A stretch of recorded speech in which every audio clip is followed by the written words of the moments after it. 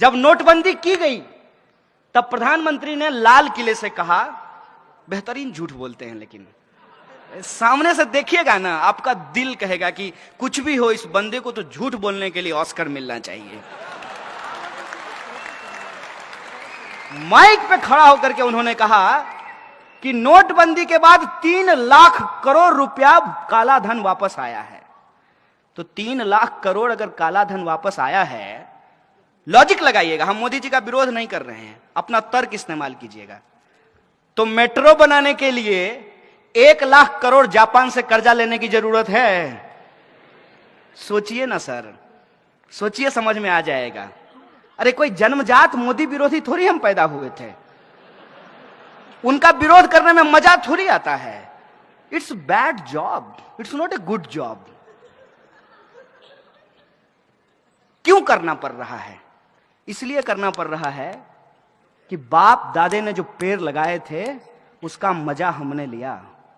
इस देश में यदि बाबा साहब भीमराव अंबेडकर का संविधान नहीं होता तो इस देश में पब्लिक एजुकेशन पे पैसा खर्च नहीं होता, और पब्लिक एजुकेशन के भीतर एक ही बेंच पे ब्राह्मण और दलित का बच्चा एक साथ बैठ करके पढ़ाई नहीं कर रहा होता।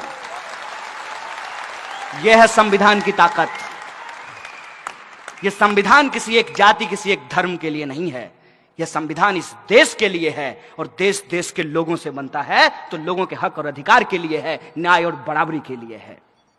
ये जो संविधान की ताकत है, उससे जो हमने पढ़ाई की है, ये हमारी जिम्मेवारी है कि हम इसकी रक्षा करें। उसी प्रोसेस में आप ये देखिए कि 1 लाख करोड़ रुपया कर्जा ये ले लिए हैं। नारा क्या लगा रहे हैं?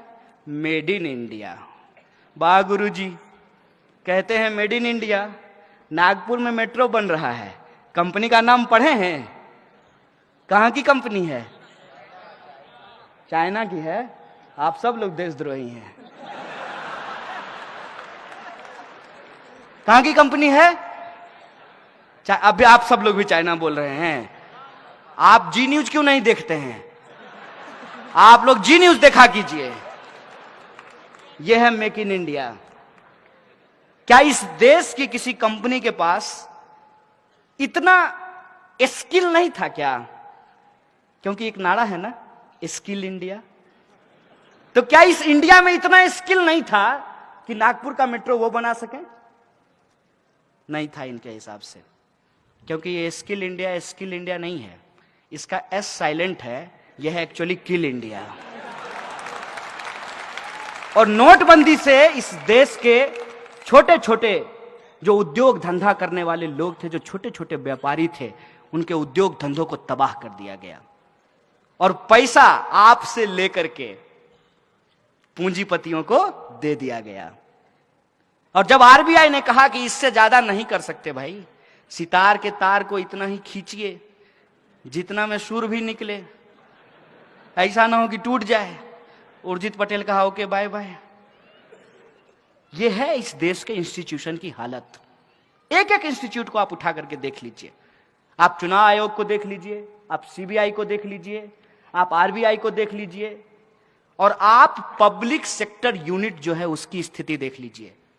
हर पब्लिक सेक्टर यूनिट को कहा गया कि आपको शौचालय बनवाने हैं, लेकिन शौचालय बनाएगा कौन? आरएसएस के 600 संगठन हैं, 600, और किसी को ठेका नहीं देना है। किसको देना है? यदा सदा वत्सल्य, सुबह सुबह जो जाकर के करेंगे उसको ही ठेका देना है। और वो क्या किया? वो सुबह में बाथरूम बनाया, शाम में लेकर के घर गया। हम तो अब पूछना बंद कर दिए हैं कि 15 लाख हमारे खाते में आया कि नहीं आया। हम तो सिर्फ ये सरकार से जानना चाहते हैं कि जो बाथरूम आपने बनवाया उसमें पानी आता है कि नहीं आता है। जब लोगों को जोर से आ जाए तो पानी मिलेगा कि नहीं मिलेगा, हम तो ये पूछना चाहते हैं। किसी चीज का कोई हिसाब नहीं है।